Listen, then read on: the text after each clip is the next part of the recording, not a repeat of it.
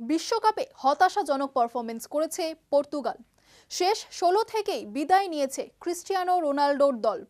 চেনা ছন্দে দেখা যায়নি CR7-কেও। বিশ্বকাপের ব্যর্থতার পরে কেরিয়ারের নয়া মোড়। হলিউডে অভিষেকের পথে রোনাল্ডো।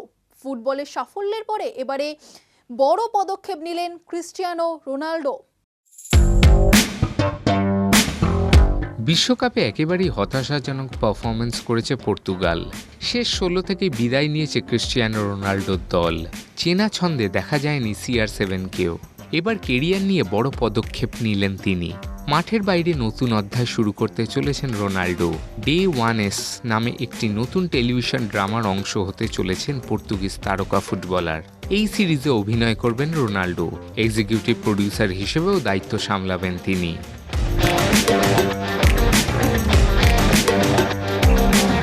41 বছর বয়সী রোনাল্ডোর এটি টেলিভিশন ড্রামায় প্রথম বড় পদক্ষেপ।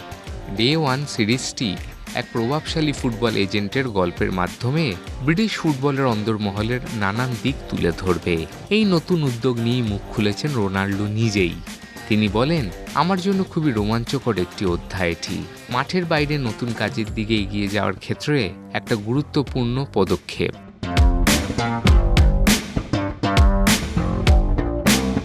এই সিরিজটি প্রযোজনা করেছে UR মার্ভ স্টুডিওস।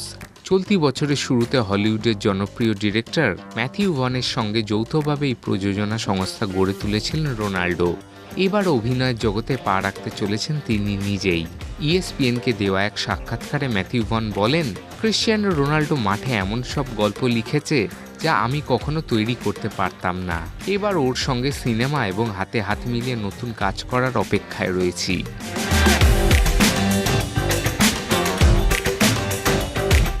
এই সিরিজে রোনাল্ডোর সঙ্গে থাকছেন আর্সেনাল ও ফ্রান্সের প্রাক্তন তারকা ফুটবলার থিওরি অরি। উত্তর পশ্চিম লন্ডনের বার্নেট FC স্টেডিয়ামে ইতিমধ্যে শুটিং শুরু হয়ে গিয়েছে। সম্প্রতি সেই শুটিং সেটে অরিকেও দেখা গিয়েছে। নির্মাতাদের দাবি, আধুনিক ফুটবল বিশ্বের বাস্তব ছবি তুলে ধরা হবে এই সিরিজে।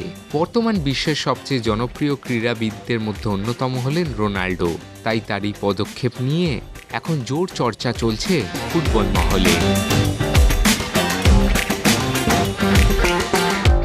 দেখুন এই সময়ের তথ্য ও চিত্র প্রতিদিন রাত 9টায় ও সকাল 8টায় শুধুমাত্র চ্যানেল 1-এ।